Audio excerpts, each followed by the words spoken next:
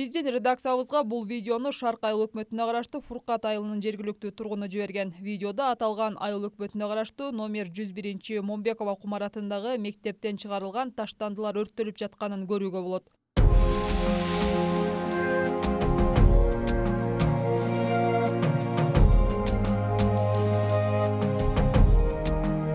Мектептен чыгарылган таштандылардын арасында желим бөтөлкөлөр да өрттөлөт. Өрттүн түтүнү мектептин жанындагы 15 үйдү 3 жылдан бери каптап, жергиликтүү жашоочуларга ыңгайсыздыкты жаратып келет.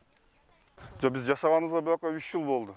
Негизи 3 жылдан бери ушул мусорлар неме болуп атат да. Өзүм мокта болчу мусор. Биз айтып деп директор менен сүйлөшкөндөн кийин бияктарды жок кылды дагы, бияка көчүрүп коюшту. Мусорканасына аны турушат. Пластик жагат. Жумасына 1 жол же 2 жолдан сөзсүз жагат да. Бул жакканда пластиктер биздин үйлөргө кирип атат. Айнек терезелерди, эшиктерди ачканга мүмкүн болбойт дем алууга. Кээде сурагым келет, бул мектепте химия мугалим барбы, жокпу? Бул деле айтыш керек да. Бул уулуу заттарды бөлүп чыгат. Өзүнүн балдары окуп атат биякта.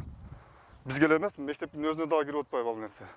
Биз айыл өкмөтүнөн комментарий алабыз деп канча аракет кылбайды, майнап чыккан жок. Иш күнүнө карабастан жергиликтүү жетекчилерди табуу кыйын болду. Ал эми мектеп жетекчилиги кыскача айтканда интервью берүүдөн баш тартты. Бул маселе боюнча биз Кара Суу районунун Шарк айыл өкмөтүнө кайрылганбыз, бирок айыл өкмөтү деген чет өлкөдө болгондуктан ал менен байланыша албадык. Ал эми айыл башчысына кайрылганыбызда ал бул жерге келебиз деп бизди чакырып коюп, өзү келген жок. Айта кетчү жагдай, экологиялык нормаларга таянсак, таштандыларды күйгүзүү бул бузуулар кодексинде даана каралган.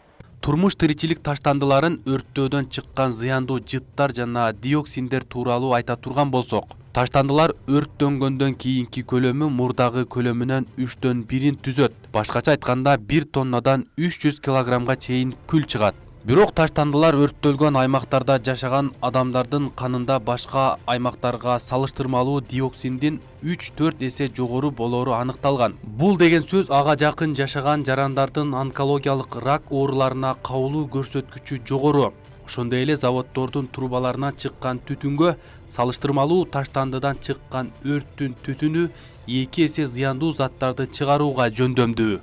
Түтүн деген бул эң жанагы бүгүн бизге мындай дискомфорт кылып аткан нерсе. Ыш үйлөрдүн үстүн кара. Ыш кадымкы деле келип өрттөнгөндөн келип басып калып аткан.